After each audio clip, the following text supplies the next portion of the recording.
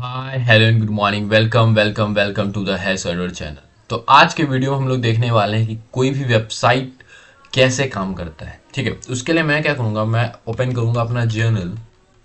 And journal open करने के बाद मैं सिंपली अपना जो मैंने फोल्डर बनाया था उसके अंदर जाऊँगा। यहाँ पे मैं एक और फोल्डर क्रिएट करूँगा डे 2 के नाम से, न्यू जर्नल। यहाँ पे मैं लिखूँगा डे 2 एंड इसको सिंपली मैं ओपन करूँगा। ठीक है, तो पिछले वीडियो तक हम लोगों ने क्या देखा, पिछले वीडियो हमने देखा कि यार फ्रंट एंड क्या होता है, वेबसाइट का डेटाबेस क्या होता है, ये सब हम लोगों ने पिछले वीडियो में देखा था।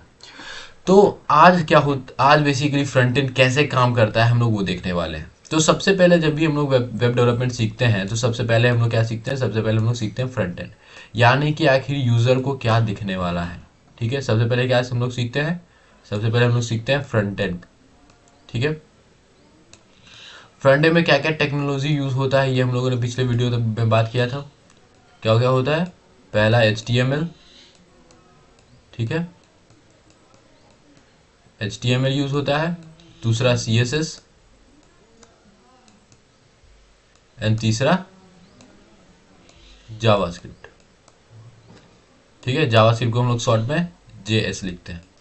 तो HTML जो होता है वो क्या होता है, अपने वेबसाइट को स्ट्रक्चर प्रोवाइड करता है। CSS क्या करता है, CSS अपने वेबसाइट में डिजाइन अप्लाई कराता है, और जावास्क्रिप्ट लॉजिक बिल्डिंग में काम आता है। ठीक है, अब बात आता है यार कि कोई भी वेबसाइट जो होता है, ठीक है, कोई भी वेबसाइट जो होता है आखिर वो कैसे एक यूजर को प्रोवाइड किया जाता है। जैसे कि मान लीजिए मेरा यहाँ पे एक यूजर है। ठीक है, मेरा क्या है, यहाँ पे एक यूजर है और इस यूजर ने यहाँ पे लिखा www.google.com। ठीक है, इस यूजर ने टाइप किया www.google.com और इसने जैसे ही इंटर क्लिक किया तो इसने जो जो भी रिक्वेस्ट किया, इसने जो भी रिक्वेस्ट किया वो कहाँ जाएगा, वो सर्वर के पास जाएगा। वो कहाँ जाएगा, वो सर्वर के पास जाएगा। अब ये सर्वर कौन से सर्वर के पास जाएगा, वो उस सर्वर के पास जाएगा, वो उस सर्वर के पास जाएगा जहां पे google.com क्या है, google.com 24/7 लाइव हुआ रखा है। अब ये सर्वर क्या होता है, सर्वर कुछ नहीं होता है, सर्वर एक कंप्यूटर ही होता है। जैसे कि हमारे यहाँ पे एक कंप्यूटर है, आप जो देख रहे हो, अगर कंप्यूटर में देख रहे हो तो वो आपका क्या हुआ, वो एक कंप्यूटर हुआ। लेकिन वो क्या होता है, 24/7 हमेशा नहीं चलते रहता है। तो वो क्या होगा, वो आपका लोकल कंप्यूटर हो गया भाई, कि जो कि आप लोग जब यूज है तो आप करते हो। लेकिन जहां पे हमारा वेबसाइट होस्ट हो रखा होता है, वो जो होता है वो कंप्यूटर 24/7 चलता है, और इसी को हम लोग क्या बोलते हैं, सर्वर बोलते हैं। बिल्कुल वो एक कंप्यूटर की तरह ही होता है। ठीक है, अब ये जो सर्वर होता है, ये सर्वर देखेगा कि भाई google.com है, वो क्या करेगा, उसी यूजर को रिस्पॉन्स दे देगा। ठीक है, तो यहाँ पे क्या आ गया, यहाँ पे आ गया रिस्पॉन्स, और यहाँ पे आएगा क्या, रिक्वेस्ट।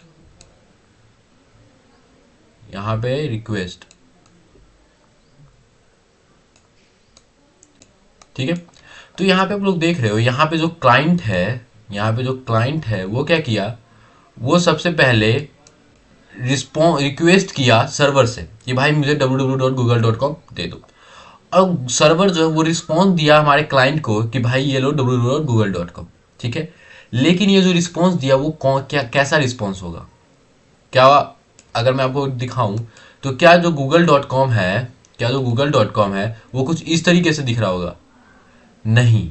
जो जो हमारा सर्वर होता है वो रिक्वेस्ट इस तरीके से नहीं देता है, वो क्या करता है, वो रिक्वेस्ट देता है हमारा HTML, वो रिक्वेस्ट देता है हमारा HTML CSS एंड जावास्क्रिप्ट के फॉर्म में। ठीक है, लेकिन यार हमें तो यहाँ पे क्या दिख रहा है, हमें तो यहाँ पे एक अच्छा सा टेम्पलेट दिख रहा है। तो ये तो यार हमें HTML CSS जावास्क्रिप्ट नहीं दिख रहा है। यहाँ पे आप लोग देख सकते हो, यहाँ पे हमें HTML CSS जावास्क्रिप्ट नहीं दिख रहा है। लेकिन हमारा जो ब्राउजर होता है, यहाँ पे हम कौन सा ब्राउजर यूज कर रहे हैं, हमारा कौन सा ब्राउजर यूज कर रहे हैं, हम लोग क्रोम ब्राउजर यूज कर रहे हैं। ठीक है, तो हमारा जो ब्राउजर होता है, जो हमारा यहाँ पे अभी क्रोम है, वो क्या किया, वो इस HTML CSS को, इस HTML CSS और जावास्क्रिप्ट को क्या कर दिया, इस तीनों को पार्स कर दिया। पार्स क्या होता है, पार्स होता है कि कोई भी वेबसाइट जो होता है वो HTML CSS और जावास्क्रिप्ट को समझ के एक टेम्पलेट में चेंज कर देता है। मतलब ये जो HTML CSS जावास्क्रिप्ट है, इसको किस में चेंज कर दिया है, इसको चेंज कर दिया है एक टेम्पलेट के अंदर, ठीक है, इसको चेंज कर दिया है एक टेम्पलेट के अंदर। और ये टेम्पलेट क्या है, ये जो हमें UI दिख रहा है, ये हमारा क्या है, यही हमारा टेम्पलेट है, ठीक है। तो यहाँ पे अगर मैं राइट क्लिक करूँ और इंस्पेक्ट करने करूँ तो मुझे क्या होगा, मुझे मेरे लिए एक डेवलपर टूल यहाँ पे ओपन हो जाएगा जो कि गूगल ही मुझे प्रोवाइड करा। और यहाँ पे आप लोग देख सकते हो HTML, यहाँ पे HTML टैग लगा हुआ है, मतलब यहाँ पे HTML का कोड लिखा हुआ है। और हेड जैसे ही आप लोग खोलोगे तो यहाँ पे आपको स्टाइल्स दिखेगा। तो स्टाइल में क्या होगा, स्टाइल में यार आपका सारा स्टाइल लिखा हुआ है, मतलब CSS का पार्ट है। बाकी यहाँ पे आपको स्क्रिप्ट भी देखने को मिलेगा, यहाँ पे आप लोग देख सकते हो, तो यहाँ पे जावास्क्रिप्ट का पार्ट है, ठीक है। बाकी यहाँ पे 3 और CSS फाइल है, आप लोग देख सकते हो। तो अगर आपको यार कोई भी वेबसाइट का देखना है कि HTML CSS जावास्क्रिप्ट, कोई भी वेबसाइट का अगर आपको देखना है तो आपको क्या करना है, राइट क्लिक करना है। इंस्पेक्ट करने से आप लोग उसको जैसे आप लोग इंस्पेक्ट पे क्लिक करोगे तो आपके लिए डेवलपर टूल ओपन होगा, और डेवलपर टूल में आप लोग कुछ चेंजेस भी कर सकते हो, ठीक है। यहाँ पे अगर आपको सिंपली सिर्फ कोड देखना है तो आप लोग व्यू पेज सोर्स पे क्लिक करोगे। जैसे ही आप लोग व्यू पेज सोर्स पे क्लिक करोगे, आपको क्या होगा कि आपको सारा का सारा कोड जो HTML CSS जावास्क्रिप्ट जो लिखा हुआ है वो आपको यहाँ पे दिखेगा। मान लीजिए मुझे ये फाइल देखना है तो इस पर जैसे मैं क्लिक करूंगा, ये यहाँ पे ओपन हो जाएगा। मान लीजिए मुझे ये वाला फाइल देखना है तो ये भी क्या हो जाएगा, ओपन हो जाएगा। तो ये बेसिकली कोड है जो आपका वहाँ पे क्या हो रहा है, वो आपका वहाँ पे जैसे ही आप लोग कोई भी वेबसाइट को सर्वर से लेते हो तो ये कोड है जो आपको वो सर्वर देता है। लेकिन ये जो कोड है ना, इसको कोई भी ब्राउजर क्या करता है, एक टेम्पलेट के अंदर चेंज कर देता है, उसी को हम लोग क्या बोलते हैं, पार्स बोलते हैं, ठीक है। तो एक वेबसाइट कैसे काम करता है ये तो हम लोगों ने आज के वीडियो में देख लिया। तो अब हम क्या करेंगे, अब हम कुछ बेसिक HTML के एलिमेंट्स को देखेंगे, ठीक है। तो मैं यहाँ पे अपना ये बंद करता हूँ और फिर अपना फाइल एक्सप्लोरर ओपन करते हैं। एंड फाइल एक्सप्लोरर ओपन करने के बाद यहाँ पे जो कोडिंग प्लेग्राउंड नाम का मैं फोल्डर बनाया था वेब डेवलपमेंट के अंदर, यहाँ पे क्या कहूँगा, लार्ज आइकन्स, राइट क्लिक करूँगा, न्यू करके एक और फोल्डर बनाऊंगा ट्यूटोरियल 2 के नाम से, ठीक है। और ट्यूटोरियल टूल के नाम के बना के राइट क्लिक करूँ, उसके अंदर जाऊँगा, देन राइट क्लिक करके शो मोर ऑप्शन करके ओपन विद कोड करके मैं इसको ओपन करूंगा VS कोड के अंदर। तो ये जो फोल्डर है मेरा कहाँ ओपन हो गया है, VS कोड के अंदर ये फोल्डर मेरा ओपन हो गया है। अब ये जैसे ही फोल्डर मेरा VS कोड के अंदर ओपन हो गया है तो मैं क्या करूँगा, यहाँ पे एक फाइल बनाऊंगा। अब क्या होता है कि मान लो यार हमारा यहाँ पे एक टेम्पलेट है, ठीक है, मान लो ये हमारा टेम्पलेट है, इस टेम्पलेट में हमें स्टाइलिंग करना है। तो स्टाइलिंग आप कब करोगे, जब आपके पास HTML होगा। मतलब कि मान लीजिए कि मेरा यहाँ पे क्या है, मेरा यहाँ पे एक कौन सा एग्जांपल, मेरा यहाँ पे एक गमला है, ठीक है। इस गमले में क्या करना है, इस गमले में मुझे स्टाइलिंग करना है। तो स्टाइल आप कब करोगे, या मान लीजिए कि इसमें मुझे कोई लॉजिक बिल्डिंग करना है भाई, मतलब कि इसमें क्या करना है, कुछ हार्डवेयर वगैरह सेटअप करना है, ठीक है। तो आप कब करोगे, मैं चाहता हूँ कि यार मैं इसमें स्मार्ट इरिगेशन सिस्टम को अप्लाई कराऊँ, तो कब करोगे आप, जब आपके पास ये गमला होगा। मतलब कि आपको कोई भी वेबसाइट में स्टाइलिंग करने के लिए, लॉजिक बिल्डिंग करने के लिए सबसे पहले आपके पास वेबसाइट का स्ट्रक्चर होना जरूरी है। तो और वेबसाइट का स्ट्रक्चर कौन प्रोवाइड करता है, HTML। तो जब भी आप लोग वेब डेवलपमेंट सीखते हो ना, तो आपको सबसे पहले HTML सिखाया जाता है, इसीलिए क्योंकि आप लोग CSS जावास्क्रिप्ट उस HTML पे अप्लाई करने वाले, ठीक है। तो जब भी आप लोग HTML का फाइल बनाते हो, मुझे क्या करना है, मुझे एक HTML का फाइल बनाना है। तो मान लीजिए अगर मुझे एक टेक्स्ट फाइल बनाना होता है तो मैं कैसे बनाता था, मैं बनाता था data.txt। अब ये क्या होता था, ये एक टेक्स्ट फाइल बनाता था, मैं यहाँ पे लिखता था this is very important data, ठीक है। तो यहाँ पे क्या करते हो, यहाँ पे आप लोग टेक्स्ट लिखते थे। लेकिन आज मुझे कोई टेक्स्ट फाइल नहीं बनाना है, आज मुझे HTML का फाइल बनाना है। तो HTML का फाइल बनाने के लिए आप लोगों को क्या करना है, सबसे पहले तो फाइल नेम लिखना है, या मान लीजिए मुझे फाइल का नाम लिखना था होम। अब जैसे ही आप लोग होम लिखते हो, अब आपको इसको HTML का फाइल बनाना है। तो HTML का फाइल बनाने के लिए आप लोग एक्सटेंशन लगाते हो .html। कौन सा एक्सटेंशन लगाते हो, .html। जैसे ही आप लोग एक्सटेंशन लगा देते हो .html, तो आपका जो कोई भी कोड एडिटर है या फिर कोई आपका जो कंप्यूटर है ना, वही समझ जाता है कि भाई ये कौन सा फाइल है, ये एक HTML फाइल है, ठीक है, ये कौन सा एक HTML फाइल है। अब जैसे आप लोग क्लिक करोगे तो आपका ये क्या होगा, ये फाइल बन जाएगा। एक और एक्सटेंशन होता है आपका HTML फाइल बनाने के लिए, वो होता है मान लीजिए इसमें मैं कॉन्टैक्ट नाम का बनाना चाहता हूँ और मैं इसमें एक HTML फाइल बनाना चाहता हूँ, तो आप लोग डायरेक्ट सिर्फ HTML भी लिखोगे ना तो आपका HTML फाइल ही बनेगा, ठीक है। समझ गए। HTML फाइल बनाने के लिए कौन कौन सा एक्सटेंशन होना चाहिए, .html या फिर .htm आप लोग लिखोगे तो आपका HTML फाइल बन जाएगा। लेकिन ज़्यादातर हमारा यूज़ होता है .html फाइल बनाने के लिए, ठीक है। तो मैं क्या कहूँगा, मेरा जो ये 2 फाइल है इसको मैं कर दूँगा डिलीट। थोड़ा सा फोल्डर स्ट्रक्चर कंप्लीट थोड़ा सा साफ करते हैं, इसको मैं डिलीट कर दी हूँ। तो यहाँ पे मैंने क्या बना दिया है, यहाँ पे मैंने बना दिया है एक HTML फाइल मैंने यहाँ पे बना दिया है, ठीक है। अब कई ट्यूटोरियल में आप लोगों को ये पता जाएगा कि जो भी HTML फाइल होता है उसको आप लोग नाम सबसे पहला जो होम HTML फाइल होता है वो उसका नाम आप लोग index.html दो, ठीक है। तो index.html और दूसरे नाम देने में क्या डिफरेंस है ये भी मैं आपको बताऊंगा, बट आप लोग HTML फाइल बनाना है, आप लोग का नाम लिखो, जो भी आपका फाइल का नाम लिखना चाहते हो, फिर .html लगा दो, वो आपका HTML फाइल बन जाएगा। अब जैसे ही आप लोग HTML फाइल बनाते हो तो आप लोगों को क्या क्या क्या चीज़ से स्टार्टिंग करना पड़ता है, ठीक है। तो आप लोगों को स्टार्टिंग करना पड़ता है एक बॉयलर प्लेट से। अब वो बॉयलर प्लेट कैसे जनरेट होगा, तो आप लोग यहाँ पे अगर VS कोड यूज़ कर रहे हो तो VS कोड में एक एमेट एब्रिविएशन नाम का एक बोल सकते हो कंपोनेंट होता है, जो कि यूज़ किस लिए होता है, जो कि आप लोगों को ना बहुत सारे सजेशन प्रोवाइड करता है। जैसे कि अगर मैं यहाँ पे लिखूँ HT, तो यहाँ पे देख सकते हो, यहाँ पे HT यहाँ पे जैसे मैंने लिखा तो यहाँ पे मुझे बहुत सारे सजेशन मिल रहे हैं, और यहाँ पे लिखा हुआ है एमेट एब्रिविएशन। एमेट एब्रिविएशन मतलब क्या है भाई, एक सिंपली एक टूल है। मैं अगर आपको यहाँ पे दिखाऊँ सेटिंग पे जाके, यहाँ पे मैं अगर लिखूँ एमेट,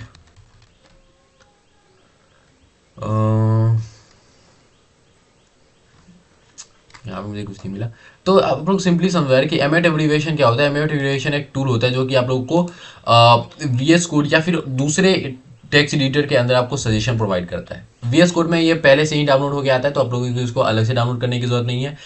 तो अब हमें HTML का एक बॉयलर प्लेट जनरेट करना है। तो HTML का एक बॉयलर प्लेट कैसे हम लोग जनरेट करते हैं, उसके लिए आप लोगों को क्या करना है, आप लोगों को कंट्रोल क्लिक करके रखना है, और नॉट कंट्रोल, शिफ्ट क्लिक करके रखना है, और ये जो एक्सक्लेमेशन का साइन होता है ना, ये आप लोगों को लिखना है, ठीक है। शिफ्ट क्लिक करके एक्सक्लेमेशन का साइन लिखोगे तो आपका यहाँ पे एक एमेट एब्रिविएशन आपको फिर से आपको एक सजेशन मिलेगा। आप लोगों को क्या करना है, इंटर क्लिक करना है। आप लोग जैसे ही इंटर क्लिक करोगे तो आप लोगों को ना एक HTML का बॉयलर प्लेट जनरेट होकर मिलेगा। अब ये एक चीज़ क्या है भाई, HTML का बॉयलर प्लेट क्या है, इसमें क्या है कोड है, मतलब ये हम लोग सिंपली अब समझने वाले हैं। सबसे फर्स्ट लाइन में लिखा हुआ है डॉक टाइप HTML। सबसे फर्स्ट लाइन में आपको क्या लिखा है, सबसे फर्स्ट लाइन में आपको लिखा हुआ है डॉक टाइप HTML। अब ये डॉक टाइप HTML क्या होता है, देखो डॉक टाइप HTML लिखने से तुम्हारे ब्राउजर को ये पता चलता है कि आप लोग HTML के कौन सा वर्जन को यूज़ कर रहे हैं, ठीक है। जैसे कि अभी रिसेंट में जो हम लोग यूज़ करते हैं वो HTML का 5 वर्जन यूज़ करते हैं। तो आप लोग जैसे ही ऊपर में लिख देते हो ना डॉक टाइप HTML, तो आपका ब्राउजर ये जो भी होता है वो समझ आता है कि भाई आप लोग HTML के 5 वर्जन को यूज़ करने वाले हो। फिर दूसरे में लिखा हुआ है कि भाई HTML टैग लगाया हुआ है, ठीक है। ये HTML का क्लोजिंग टैग है, सॉरी ओपनिंग टैग है, और ये HTML का क्लोजिंग टैग है। तो ओपनिंग टैग और क्लोजिंग टैग क्या होता है, ओपनिंग टैग का मतलब होता है कि जैसे कि मैं यहाँ पे एक टैग बनाता हूँ, ठीक है। मान लो कि मैं यहाँ पे अलग से जाके एक HTML का टैग बनाता हूँ, तो मैं जैसे यहाँ पे HTML लिखता हूँ, इंटर करता हूँ, तो HTML का सबसे पहले मुझे क्या होता है, सबसे पहले मुझे एक ओपनिंग टैग मिलता है। ये बोलता है कि भाई देखो जो HTML का टैग है तुम्हारा यहाँ से शुरू हो रहा है। जैसे मैंने HTML का ये जो ओपनिंग टैग है ना, ये बोलता है कि भाई तुम्हारा HTML का यहाँ से शुरू हो रहा है, और ये क्लोजिंग टैग का मतलब होता है कि भाई तुम्हारा HTML का ये जो एलिमेंट है ये यहाँ पे खत्म हो जाता है। ये बाद में जो भी लिखोगे ना, बाद में यहाँ पे जो भी लिखोगे वो क्या होगा, ये HTML एलिमेंट के अंदर होगा, वो HTML एलिमेंट के अंदर होगा। लेकिन अगर मैं यहाँ पे लिखूंगा तो मान लो यहाँ पे मैंने कुछ लिख दिया तो वो HTML एलिमेंट से बाहर होगा, ठीक है। ये ओपनिंग टैग है, ये क्लोजिंग टैग है, और ओपनिंग और क्लोजिंग टैग में सिर्फ ये अंतर होता है कि क्लोजिंग टैग में आपका एक बैकस्लैश यहाँ पे लगा हुआ होता है, ठीक है। बैकस्लैश यहाँ पे लगा हुआ होता है। तो ओपनिंग टैग क्लोजिंग टैग समझ गए हो। तो यहाँ पे मेरा HTML का टैग शुरू हुआ है, HTML का टैग क्या हुआ है, शुरू हुआ है, यहाँ पे मेरा HTML का टैग बंद हुआ है। अब जैसे ही आप लोग HTML का टैग लगता है तो उसके बाद HTML के 2 चाइल्ड होते हैं, मतलब HTML के अंदर दो टैग होते हैं जो कि होते ही होते हैं। सबसे पहला हेड है। हेड में वो चीज़ आपको होता है जो कि आपका जो आपका वेबसाइट के बारे में होता है, जैसे कि मेटा डेटा। मेटा डेटा क्या होता है, आपका डेटा के बारे में डेटा होता है। जैसे कि यहाँ पे लिखा हुआ है कि meta data character set is to UTF-8, मतलब ये मेटा डेटा ये बता रहा है कि आपको लोग कैरेक्टर सेट कौन सा यूज कर रहे हो, UTF-8 यूज कर रहे हो। फिर दूसरा है meta data name is to viewport content with initial scale 1.2। इसका मतलब ये है कि आप लोग जो भी डिवाइस में यूज करोगे ये उसके विथ और हाइट के हिसाब से अपने आप को एडजस्ट कर लेगा। तीसरा है टाइटल। अब यार सबसे पहले मान लो मैंने एक HTML का बॉयलर प्लेट लगा दिया है, अगर मुझे ये बॉयलर प्लेट का रिजल्ट देखना है तो मैं क्या क्या करूंगा, ठीक है। अगर आपको बॉयलर प्लेट का रिजल्ट देखना है तो आप लोग, मैंने कल, अगर आप लोग फर्स्ट वीडियो देखा है वेब डेवलपमेंट वाला, तो वहां पे मैंने आपको कुछ एक्सटेंशन इंस्टॉल करवाया था। वो कौन कौन सा एक्सटेंशन था? वो एक्सटेंशन था live preview and live server, ठीक है। आप लोगों ने ये दो एक्सटेंशन डाउनलोड जरूर कर लेना, अभी तक नहीं किया है तो जाके कर दो, ठीक है। आप लोग जैसे ही लाइव प्रीव्यू पे अगर आप लोग डाउनलोड किया है तो आप लोगों को क्या होगा, यहाँ पे शो प्रीव्यू, यहाँ पे एक बटन दिख रहा होगा, ठीक है। मैंने यहाँ पे होवर किया है तो मुझे शो प्रीव्यू लिखा हुआ आ रहा है। मैं इस पे जैसे ही क्लिक करूंगा तो ये मेरा क्या होगा, एक्सटर्नल ब्राउजर पे ओपन कर देगा।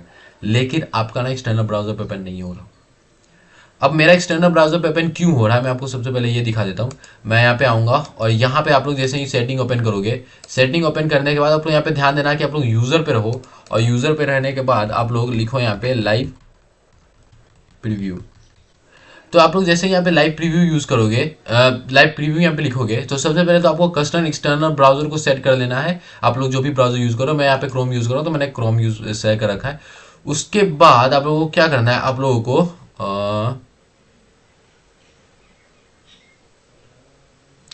आप लोगों को क्या करना है कि यहाँ पे दिखाता हूँ, control whether preview mode in editor open, this is maximum one. यहाँ पे एक ऑप्शन होता है जो कि आप लोगों को टिक करके रखना है, वो है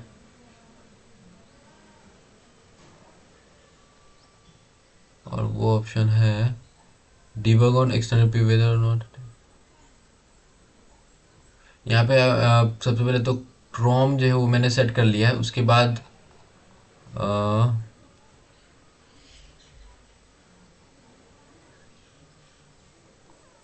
हाँ, यहाँ पे आप लोग देख सकते हो ओपन प्रीव्यू टारगेट यहाँ पे लिखा हुआ है। तो ये बेसिकली ये बताता है कि आप लोग जैसे ही लाइव प्रीव्यू पे क्लिक करोगे तो आप लोगों को कहाँ पे आपका जो होता है वो ये रिजल्ट दिखाना है। तो मैंने यहाँ पे एक्सटर्नल ब्राउजर कर रखा है, आप लोगों को एम्बेडेड प्रीव्यू लगा हुआ होगा। आप लोगों को वो हटा के क्या कर देना, एक्सटर्नल ब्राउजर कर देना, ठीक है। मैं यहाँ पे अगर आपको दिखाऊं तो यहाँ पे मेरा एक्सटर्नल ब्राउजर हो चुका है। तो आप लोग को क्या कर देना, यहाँ पे एक्सटर्नल ब्राउजर करते हैं। तो इससे क्या होता है कि आप लोग जो भी यहाँ पे जैसे यहाँ पे क्लिक करोगे ना, आपको वो एक एक्सटर्नल ब्राउजर पे क्या हो जाएगा, ओपन हो जाएगा, जैसे कि मेरा यहाँ पे हुआ है, ठीक है। तो यार आप लोग यहाँ पे देख सकते हो कि यहाँ पे मैंने अपना जो ये वाला कोड है वो मैं यहाँ पे देख सकता हूँ। जैसे मैं यहाँ पे आता हूँ और यहाँ पे मैं कुछ भी बॉडी के अंदर लिखता हूँ तो यहाँ पे मुझे क्या हो रहा होगा, शो हो रहा होगा। बट आपका नहीं हो रहा होगा। अब क्यों नहीं हो रहा होगा, क्योंकि आपका ऑटो सेव ऑन नहीं है। आप लोग फाइल पे जाओ, यहाँ पे ऑटो सेव क्लिक हो रहा है, इस पर क्लिक करके सबसे पहले ऑन कर दो। इससे क्या होगा, इससे ये होगा कि आप लोग जैसे यहाँ पे कुछ लिखोगे वो खुद ब खुद सेव हो जाएगा, आपको सेव करने की जरूरत नहीं। आप लोग जैसे उसको सेव कर लेते हो आपका यहाँ पे रिजल्ट दिख रहा होगा, ठीक है। तो ये चीज़ आप लोग कर लेना। उसके बाद क्या होगा, उसके बाद सबसे पहले तो मैं आपको दिखाता हूँ यार कि ये टाइटल में डॉक्यूमेंट का मतलब क्या है। ये क्या है ना, ये आपका जो वेबसाइट है उसका यहाँ पे ये टाइटल लिखा हुआ है, ठीक है। आपका जो भी वेबसाइट है उसका यहाँ पे क्या लिखा हुआ है, टाइटल लिखा हुआ है। तो यहाँ पे टाइटल मुझे कहाँ पे दिख रहा है, यहाँ पे टाइटल आपको यहाँ दिख रहा है, जैसे कि आप लोग देख सकते हो।